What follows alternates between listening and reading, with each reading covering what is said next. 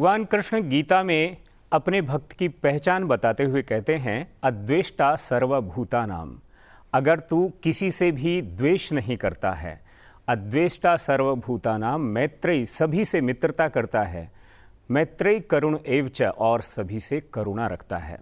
निर्ममो, अपने प्रति अगर तू निर्मम है, निरहंकारः, और किसी तरह का अहंकार तेरे अंदर नहीं है, सम दुख सुख क्षमी, तू दुख और सुख में अगर समान रहने वाला है तो तू मुझे प्रिय है।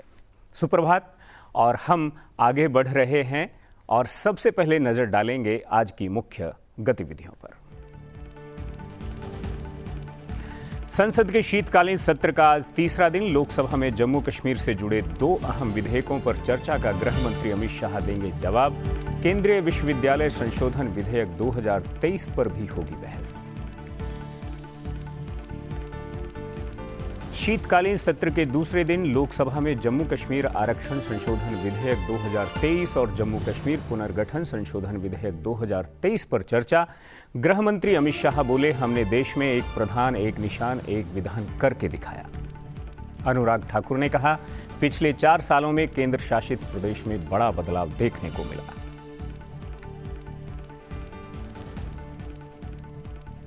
भारत दौरे पर पहुंचे केनिया के राष्ट्रपति विलियम रूतो। पीएम ने कहा, हमारी प्राथमिकता है अफ्रीकी देश। रूतो बोले, कृषि क्षेत्र में दोनों देश हो सकते हैं बड़े सहयोगी। चक्रवाती मिचांग ने बरपाया कहर। तमिलनाडु और आंध्र प्रदेश में बारिश से जनजीवन अस्त व्यस्त, कई फ्लाइट्स और ट्रेनें रद्द। बाबा साहेब भीमराव अंबेडकर की पुण्यतिथि आज, कृतज्ञ राष्ट्र अर्पित कर रहा है श्रद्धांजलि। संसद भवन परिसर में 68वें महापरिनिर्वाण दिवस पर विशेष कार्यक्रम का आयोजन। संसद का शीतकालीन सत्र चल रहा है। संसद की कार्यवाही के दूसरे दिन यानी मंगलवार को लोकसभा में जम्मू कश्मीर से जुड़े 2 विधेयकों को केंद्रीय गृह मंत्री अमित शाह ने पेश किया।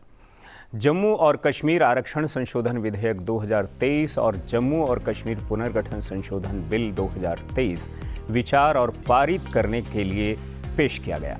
वहीं राज्यसभा में देश की आर्थिक स्थिति विषय पर अल्पकालिक चर्चा हुई। इस चर्चा में सांसदों ने अपनी बात रखी।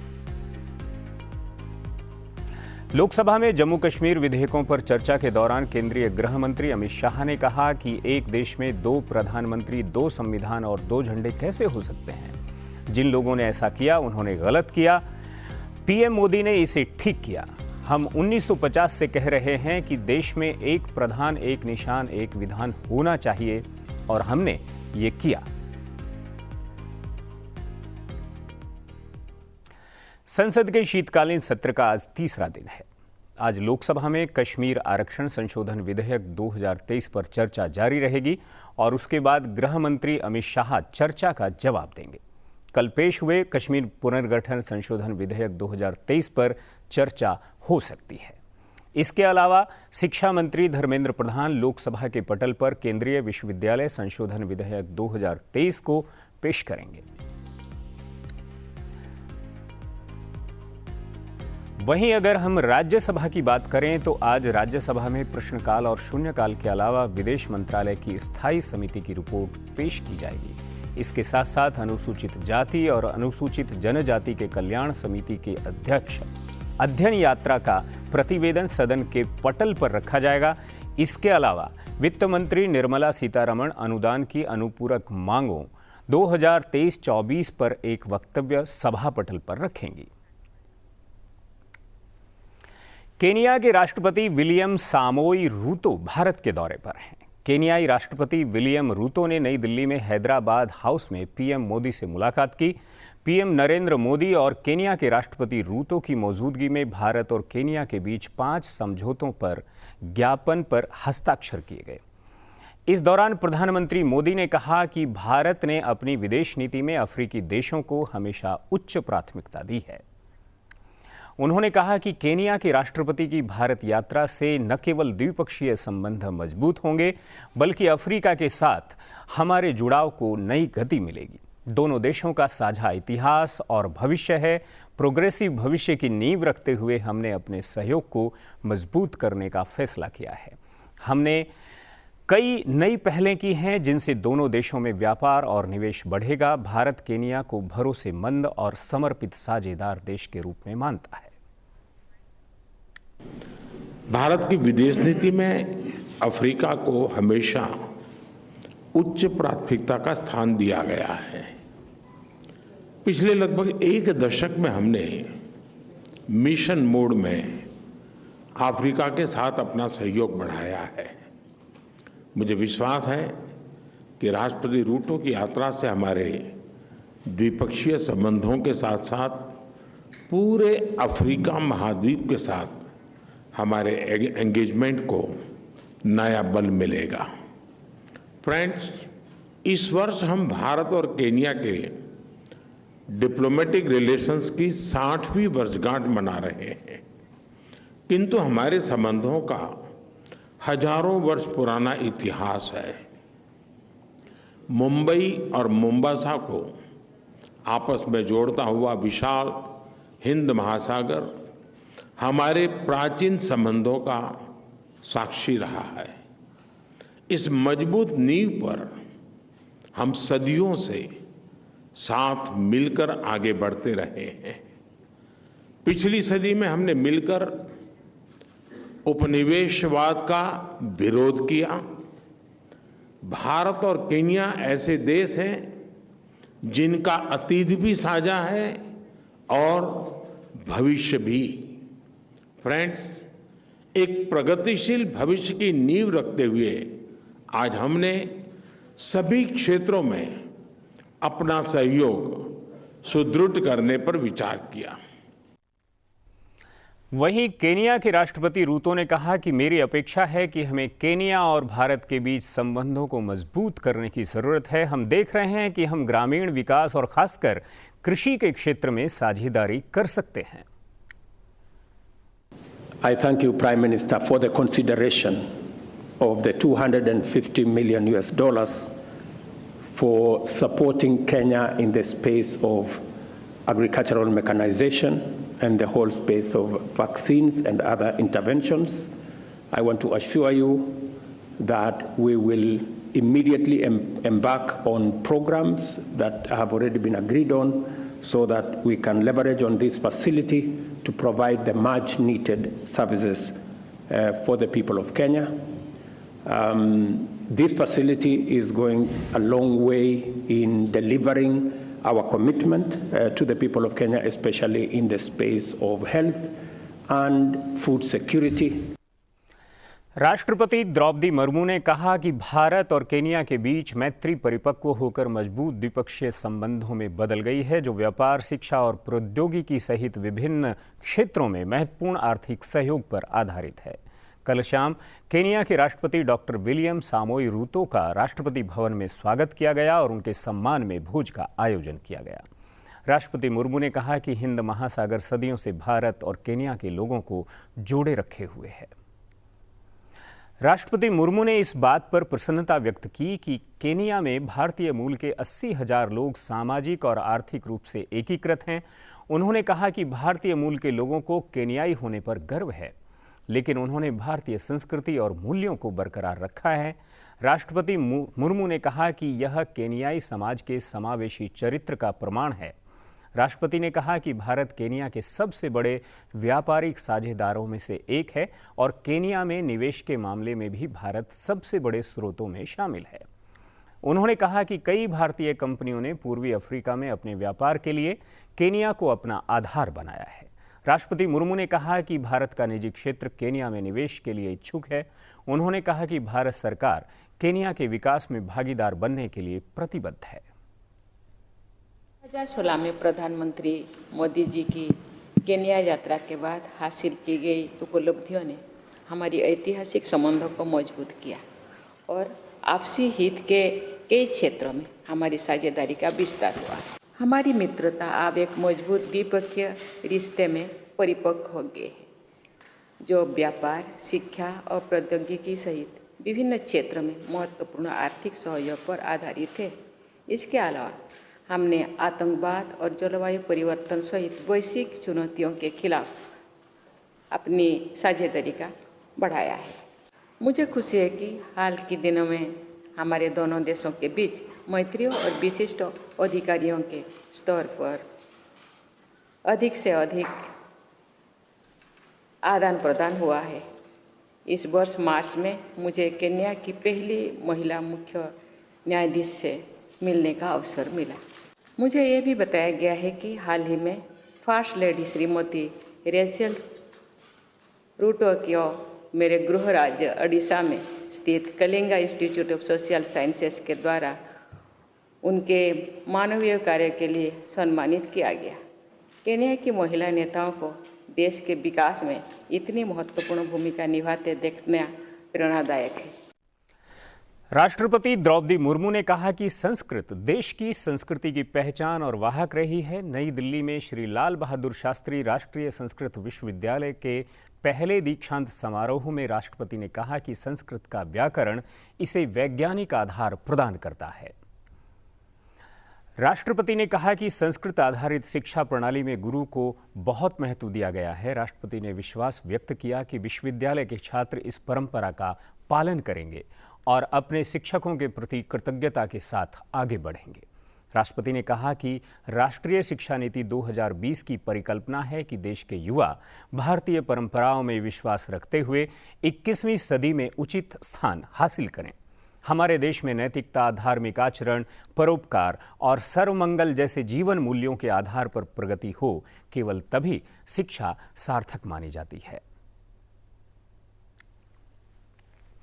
तेलंगाना विधानसभा चुनाव में कांग्रेस की जीत में अहम भूमिका निभाने वाले पार्टी की राज्य की इकाई के अध्यक्ष अनुमुला रेवंत रेड्डी राज्य के नए मुख्यमंत्री होंगे। कांग्रेस ने मंगलवार शाम को इसका आधिकारिक तौर पर ऐलान कर दिया। रेवंत रेड्डी तेलंगाना के दूसरे मुख्यमंत्री होंगे। करीब एक दशक पहले तेलंगाना के नए राज्य के रूप में अस्तित्व में आने से लेकर अब तक भारत राष्ट्र समिति के प्रमुख के चंद्रशेखर राव मुख्यमंत्री थे। पार्टी नेतृत्व के फैसले के बाद रेवंत रेड्डी ने मल्लिकार्जुन खड़गे, सोनिया गांधी, राहुल गांधी, प्रियंका गांधी समेत सभी लोगों का आभार जताया। इलेक्ट्रॉनिक्स और आईटी राज्य मंत्री राजीव चंद्रशेखर ने मंगलवार को कहा कि आईटी मंत्रालय अपने संबंधित प्लेटफॉर्मों पर डी फेक और गलत सूचना के प्रसार से निपटने के लिए 100% अनुपालन सुनिश्चित करने के लिए अगले 2 दिनों में सोशल मीडिया मीडिएटर्स को एडवाइजरी जारी करेगा। 24 नवंबर की बैठक के बाद से हुई प्रगति की समीक्षा करने के लिए सोशल मीडिया मीडिएटर्स के साथ गलत सूचना और डीप फेक पर दूसरा डिजिटल इंडिया संवाद आयोजित किया गया। श्री राव ने कहा कि रेगुलेटरी का 100% अनुपालन सुनिश्चित करने के बारे में सलाह अगले दिनों में जारी की जाएगी। चक्रवाती तूफान मिचोंग ने कई दिनों से तबाही मचाई हुई है। इस तूफान का आंध्र प्रदेश और चेन्नई में ज्यादा असर दिखा है। अब तक इसमें 12 लोगों की जान जा चुकी है। बंगाल की खाड़ी में आए भीषण चक्रवाती तूफान के कारण देश के कई हिस्सों में भारी बारिश हुई है। भारत मौसम विज्ञान विभाग ने भी 6 और 7 दिसंबर को कई जगहों पर भारी बारिश की चेतावनी जारी की है। आंध्र प्रदेश में तूफान से कई जिलों में भारी तबाही हुई है, जिसमें कई सड़कें क्षतिग्रस्त हो गईं, नदियां, नहरें और तालाब उफान पर हैं। वहीं हजारों एकड़ फसलें जलमग्न हो गई हैं। आंध्र प्रदेश के मुख्यमंत्री जगन मोहन रेड्डी ने तत्काल राहत प्रयासों के लिए 22 करोड़ रुपए की राशि मंजूर की है। चक्रवात के कारण हुई भारी बारिश से आंध्र प्रदेश के तिरुपति जिले में नदियां, नाले और नहरें भी उफान पर हैं। जिला पुलिस अधीक्षक पी परमेश्वर रेड्डी ने बाढ़ प्रभावित क्षेत्रों में नायडूपेट, गुड्डूर, सल्लूरपेटा और नेल्लोर चेन्नई राष्ट्रीय राजमार्ग के आसपास के इलाकों का दौरा किया और राहत कार्यों की समीक्षा की। उन्होंने वकाडू बाली रेड्डी पालेम इलाके में बाढ़ में फंसे 4 लोगों के बचाव अभियान की निगरानी भी की। भीषण आंधी के साथ बारिश के कारण सड़कों और रिहायशी इलाकों में पेड़ और बिजली के खंभे गिर गए हैं। अब तक इसमें 12 लोगों की मौत हो चुकी है। पुलिस ने लोगों को सुझाव दिया है कि जब तक कोई आपात स्थिति न हो, वे अपने घरों से न निकलें। कार्यक्रम में वक्त एक छोटे से ब्रेक का है। ब्रेक के बाद जल्द वापस लौटेंगे।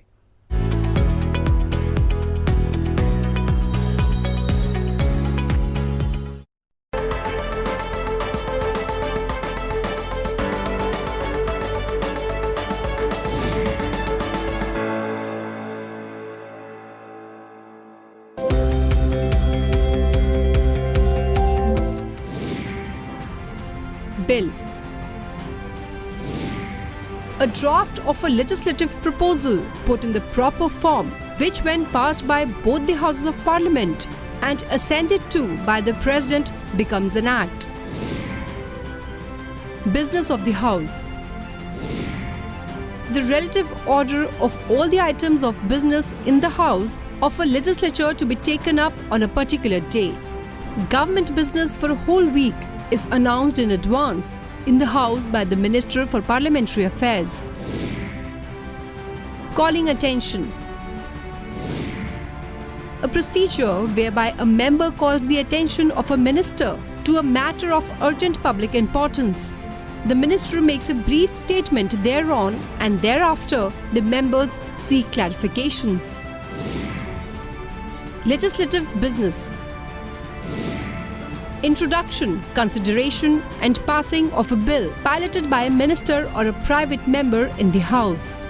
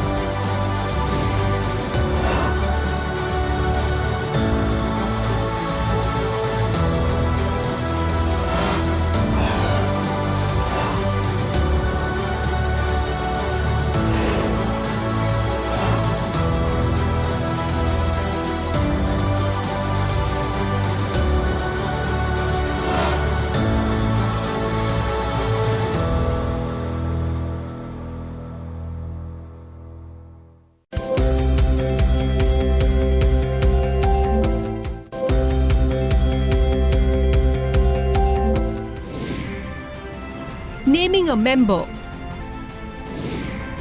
The drawing of attention of the House by the chairman to the conduct of a member who disregards the authority of the chair or abuses the rules of the House by persistently and willfully obstructing the business thereof, with a view to action being taken to suspend him from the service of the House for a period not exceeding the remainder of the session. Ordinance. A law made by the President in exercise of the powers vested in him under Article 123 of the Constitution. Question of privilege. A question involving a breach of privilege either of a member or of the House or of a committee thereof, or a contempt of the House.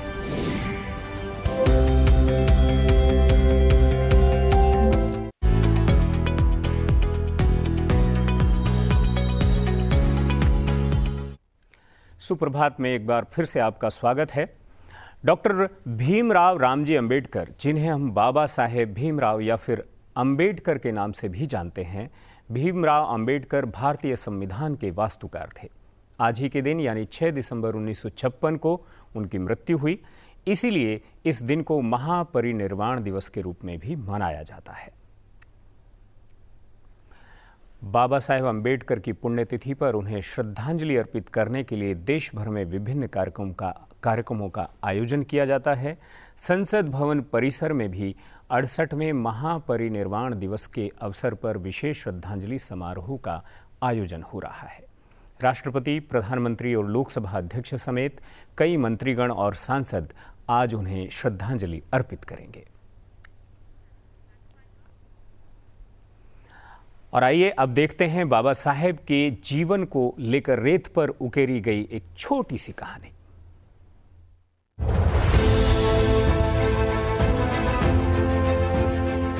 Congress की कटु आलोचना करने के बावजूद doctor Bhimrao Ambedkar की प्रतिष्ठा एक अद्वितीय विद्वान और विधिवेता की थी। यही कारण था कि 15 अगस्त 1947 को स्वतंत्रता मिलने के बाद बनी अंतरिम सरकार में बाबा साहब अंबेडकर को देश का पहला कानून और न्याय मंत्री बनाया गया। 29 अगस्त 1947 को बाबा साहेब अंबेडकर को स्वतंत्र भारत के नए संविधान की रचना के लिए बनी संविधान की मसौदा समिति के अध्यक्ष पद पर नियुक्त किया गया। संविधान निर्माण के लिए उन्होंने 60 देशों के संविधानों का अध्ययन किया। गहन चिंतन मंथन के बाद 2 साल 11 महीने और 18 दिनों में भारत का संविधान तैयार हुआ, जिसे 26 नवंबर 1949 को अंगीकार किया गया। अपने काम को पूरा करने के बाद बाबा साहब ने कहा, मैं महसूस करता हूं कि संविधान साध्य है, लचीला है, पर साथ ही ये इतना मजबूत भी है कि देश को शांति और युद्ध दोनों समय जोड़कर रख सके। वास्तव में मैं कह सकता हूं कि अगर कभी कुछ गलत हुआ तो इसका कारण ये नहीं होगा कि हमारा संविधान खराब था, बल्कि इसका उपयोग सही ढंग से नहीं हुआ। अंबेडकर ने भारत के संविधान के अनुच्छेद 370 का विरोध किया, जिसने जम्मू कश्मीर राज्य को विशेष दर्जा दिया और जिसे उनकी इच्छाओं के खिलाफ संविधान में शामिल किया गया। उन्होंने कहा था कि कश्मीर को विशेष दर्जा देने की हिमायती चाहते हैं कि भारत उनकी रक्षा करे, उनके लिए सड़कों का निर्माण करे, अनाज की आपूर्ति करे, कश्मीर को समान दर्जा दे, लेकिन अन्य भारतीयों को कश्मीर में कोई अधिकार न मिले। अगर मैं इस प्रस्ताव को सहमति देता हूं तो कानून मंत्री के रूप में भारत के हितों के खिलाफ एक विश्वासघात होगा। अंबेडकर वास्तव में समान नागरिक संहिता के पक्षधर थे। अंबेडकर का भारत आधुनिक वैज्ञानिक सोच और तर्क संगत विचारों का देश होता। उसमें पर्सनल कानून की कोई जगह नहीं थी। संविधान सभा में बहस के दौरान बाबा साहब अंबेडकर ने एक समान नागरिक संहिता को अपनाने की सिफारिश करके भारतीय समाज में सुधार करने की अपनी इच्छा भी प्रकट की। अंबेडकर विदेश से अर्थशास्त्र में डॉक्टरेट की डिग्री लेने वाले पहले भारतीय थे। उनका मानना था कि औद्योगिकीकरण और कृषि विकास से भारतीय अर्थव्यवस्था में वृद्धि लाई जा सकती है। उन्होंने भारत में प्राथमिक उद्योग के रूप में कृषि में निवेश पर भी बल दिया। अंबेडकर एक महान अर्थशास्त्री थे। भारतीय रिजर्व बैंक की परिकल्पना उनके विचारों पर आधारित थी, जो उन्होंने हिल्टन यंग कमीशन को दिए थे। अंबेडकर अपने जमाने में भारत के सबसे पढ़े लिखे व्यक्तियों में से एक थे। उन्होंने मुंबई के मशहूर एल्फिस्टन कॉलेज से बीए की डिग्री ली। बाद में उन्होंने कोलंबिया विश्वविद्यालय और लंदन स्कूल ऑफ इकोनॉमिक्स से पीएचडी की डिग्री प्राप्त की। अंबेडकर को शुरू से ही पढ़ने लिखने का शौक था। उनके पास बेशकीमती किताबों का बेहतरीन संग्रह था। मशहूर किताब इनसाइड एशिया के लेखक जॉन गुंथेर ने लिखा कि 1938 में जब राजगृह में अंबेडकर से उनकी मुलाकात हुई तो उनके पास 8000 किताबें थी और जब उनका निधन हुआ तो ये संख्या बढ़कर 35,000 हो चुकी थी। खराब होते स्वास्थ्य और लगातार काम ने अंबेडकर को तोड़कर रख दिया। अपनी अंतिम पांडुलिपि भगवान बुद्ध और उनका धम्म को पूरा करने के 3 दिन के बाद 6 दिसंबर 1956 को डॉक्टर बाबा साहब अंबेडकर का दिल्ली में अपने निवास स्थान पर ही महापरिनिर्वाण हो गया।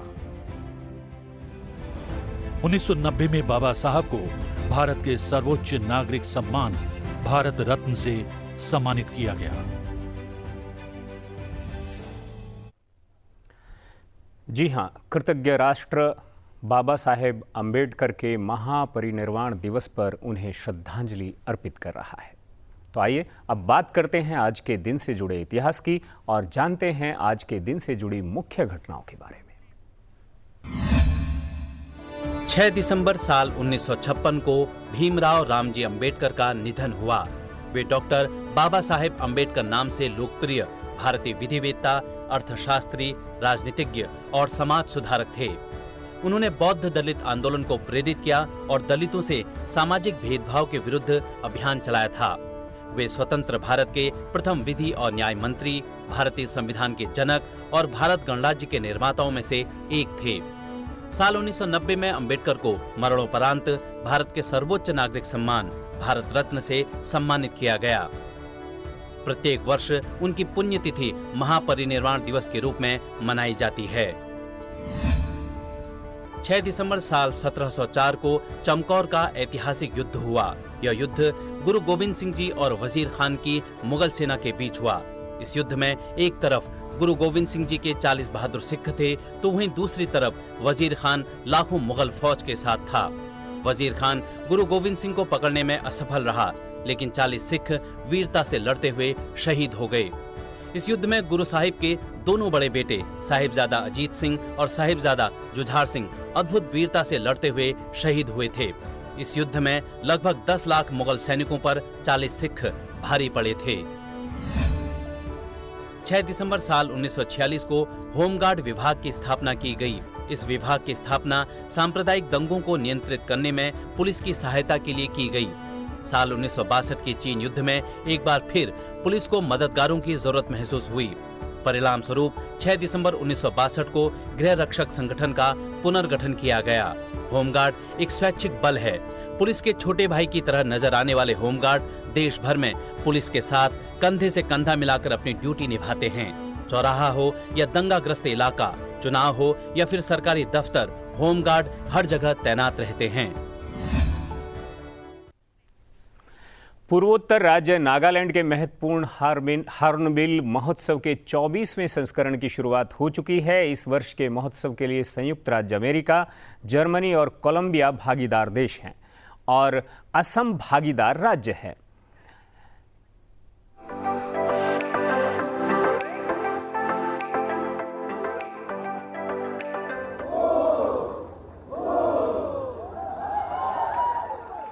कलाकारों की सांस्कृतिक और पारंपरिक प्रस्तुतियां एक मंच पर देखने को मिल रही हैं।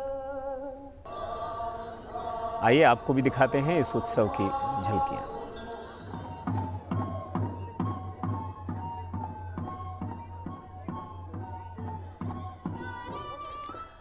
और अब आपको सीधे ले चलते हैं संसद भवन प्रांगण में, जहां प्रधानमंत्री पधार चुके हैं, लोकसभा अध्यक्ष पधार चुके हैं और बाबा साहेब अंबेडकर के महापरिनिर्वाण दिवस के मौके पर यहां एक विशेष कार्यक्रम का आयोजन किया जा रहा है। आप तस्वीरें देख रहे हैं।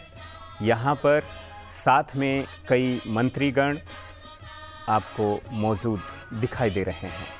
आज बाबा साहेब भीमराव रामजी अंबेडकर का महापरिनिर्वाण दिवस है और इस मौके पर संसद भवन में एक विशेष कार्यक्रम का आयोजन किया जाता है और उसी श्रृंखला में इस कार्यक्रम का आयोजन भी किया जा रहा है।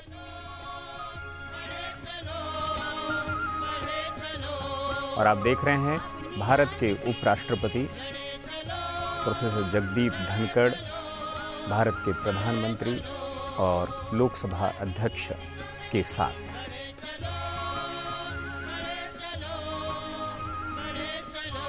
और इस कार्यक्रम में लगातार अतिथियों के आने का सिलसिला शुरू हो चुका है और हम देख रहे हैं कि बाबा साहेब अंबेडकर की पुण्यतिथि 6 दिसंबर पर पूरे देश में कृतज्ञ राष्ट्र उन्हें श्रद्धांजलि अर्पित करता है। और इसी क्रम में भारत के संसद भवन में नया भारत अपने संविधान की प्रारूप समिति के अध्यक्ष डॉक्टर भीमराव अंबेडकर को श्रद्धा सुमन अर्पित करेगा। डॉक्टर अंबेडकर को भारत के संविधान का शिल्पी भी कहा जाता है। और जैसा कि हमने एक छोटी सी कहानी में आपको बताया था कि उन्होंने दुनिया भर के करीब 60 संविधानों को पढ़ने के बाद भारत के संविधान पर 2 साल 11 महीने 18 दिन के भीतर इस भारत के राष्ट्रीय ग्रंथ की रचना की थी। भारतीय समाज, भारतीय संसद उस राष्ट्र पुरुष की ऋणी है और इसी ऋण को बार बार, चाहे उनका जन्मोत्सव हो और चाहे उनकी पुण्यतिथि हो, महापरिनिर्वाण दिवस हो, भारत के कोने कोने में राष्ट्र पुरुष को श्रद्धांजलि सुमन अर्पित किए जाते हैं। आप ये तस्वीरें सीधे भारतीय संसद के प्रांगण से देख रहे हैं, जहां आपको भारत के प्रधानमंत्री, भारत के लोकसभा अध्यक्ष, भारत के उपराष्ट्रपति और आप जैसा कि देख रहे हैं यहाँ पर इन संतों को, ये सब बौद्ध संत हैं और चूंकि डॉक्टर अंबेडकर ने भी अपने जीवन के अंतिम क्षणों में बौद्ध धम्म को अपना लिया था और इसी वजह से आज भी जब ये कार्यक्रम, ये उत्सव होता है तो बौद्ध मत के पुजारी इसमें खास तौर पर शिरकत करते हैं। तस्वीरें सीधे भारत के संसद भवन से, जहां पर देश के प्रधानमंत्री, उपराष्ट्रपति, लोकसभा अध्यक्ष भारत की महामहिम राष्ट्रपति श्रीमती द्रौपदी मुर्मू की प्रतीक्षा कर रहे हैं। और ये कार्यक्रम अब से कुछ ही क्षणों बाद शुरू होगा, जहां आप देख सकते हैं तस्वीरों में संसद भवन के समक्ष, संविधान भवन के समक्ष बड़ी संख्या में माननीय सांसद उपस्थित हैं, माननीय मंत्री उपस्थित हैं और कार्यक्रमों की तैयारियों के बीच चाक चौबंद व्यवस्था।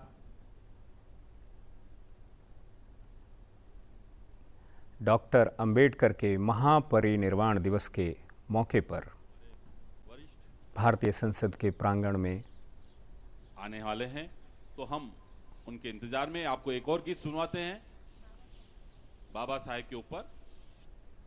दीन दुखी दलितों के उद्धारक बाबा साहेब।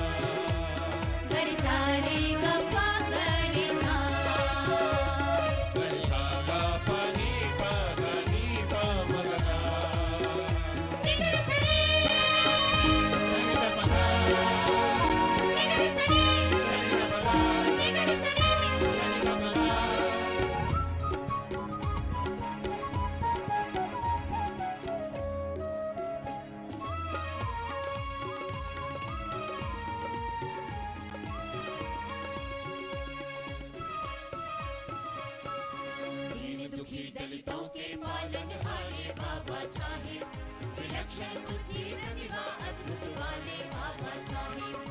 दीन दुखी दलितों के पालनहारे बाबा साहेब, विलक्षण बुद्धि प्रतिभा अद्भुत वाले Babasaheb. Doctor Ambedkar, Bhimrao Ambedkar, doctor Ambedkar.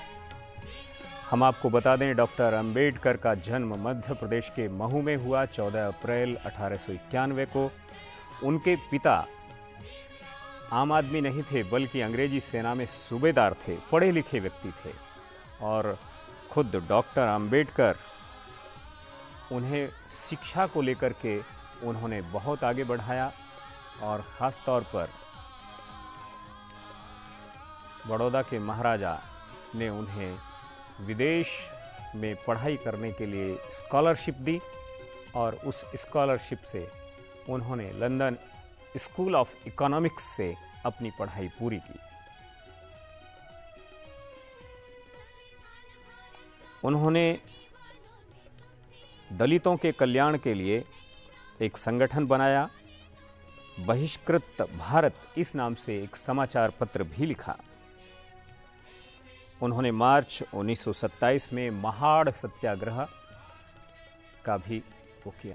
और आप देख रहे हैं सीधी तस्वीरें, महामहिम राष्ट्रपति इस कार्यक्रम में पधार चुकी हैं। ये कार्यक्रम भारतीय संविधान के शिल्पी डॉक्टर अंबेडकर के महापरिनिर्वाण दिवस पर श्रद्धांजलि सुमन अर्पित करने के लिए है। महामहिम राष्ट्रपति के साथ देश के उपराष्ट्रपति, प्रधानमंत्री और माननीय लोकसभा अध्यक्ष श्री ओम बिरला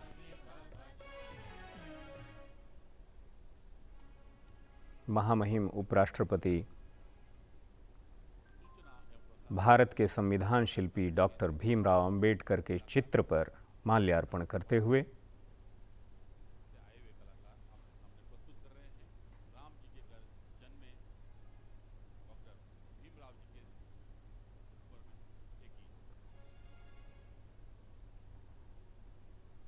श्रद्धा में सराबोर पूरे वातावरण में हम देख सकते हैं देश के उपराष्ट्रपति श्रद्धा सुमन अर्पित करते हुए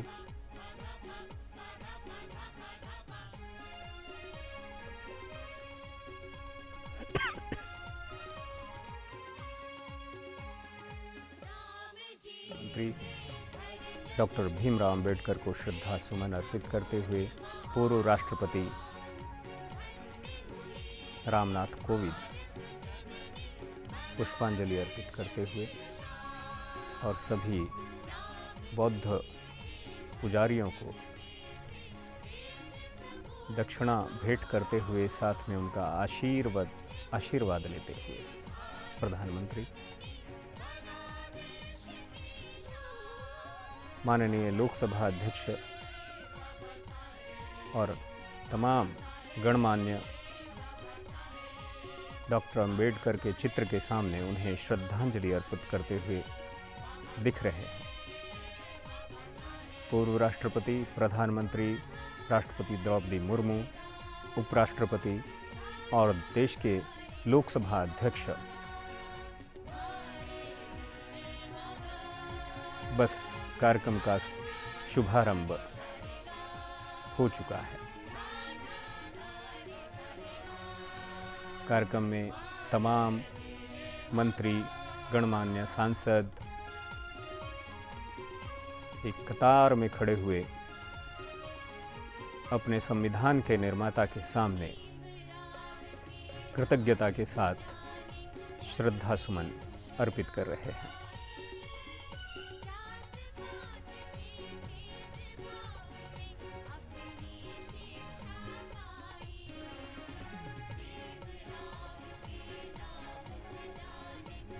आप देख पा रहे हैं तस्वीरों को सीधे संसद भवन के प्रांगण से।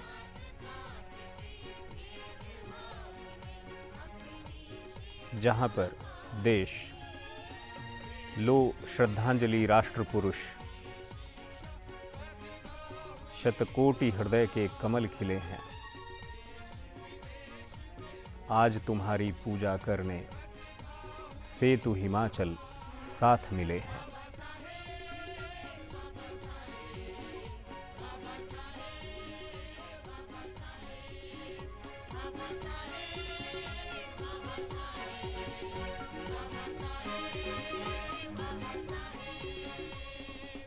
आप देख सकते हैं संसद भवन के प्रांगण से सीधी तस्वीरें, जहां पर आज 6 दिसंबर को डॉक्टर बाबा साहेब रामजी अंबेडकर के महापरिनिर्वाण दिवस पर और ये तस्वीरें देख रहे थे आप सीधे संसद भवन से। और आपको हम फिर एक बार ले चलते हैं इसी प्रांगण में। और जिस तरह से आप यहाँ ये कार्यक्रम यहाँ पर चल रहा था संसद भवन के प्रांगण में, जहाँ पर 6 दिसंबर को डॉक्टर भीमराव अंबेडकर के महापरिनिर्वाण दिवस पर माननीय उपराष्ट्रपति, राष्ट्रपति, उपराष्ट्रपति, प्रधानमंत्री और देश की संसद के माननीय लोकसभा अध्यक्ष और उनके साथ तमाम गणमान्य सांसदों ने, मंत्रियों ने डॉक्टर बाबा साहेब अंबेडकर की प्रतिमा पर श्रद्धा सुमन अर्पित किए। और इसी के साथ सुप्रभात में मुझे इजाज़त दीजिए। नमस्कार।